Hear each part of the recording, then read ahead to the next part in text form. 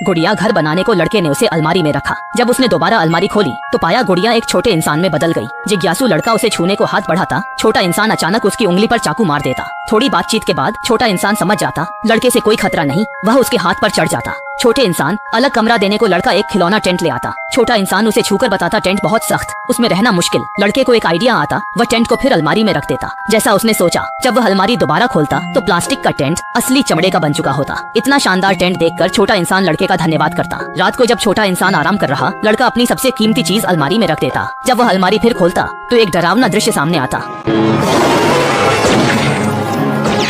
अगले दिन छोटा इंसान लड़के के सामने आया और बोला कि वह खुद एक बंगला बनाना चाहता है। उसकी इच्छा पूरी करने के लिए लड़का उसे सावधानी से आंगन में ले गया। जब छोटा इंसान बाहर निकला तो उसने देखा कि बाहर की सारी चीजें विशाल हो गई हैं। तभी जब लड़का बंगले के लिए सामान तैयार कर रहा था, एक हादसा हो गया।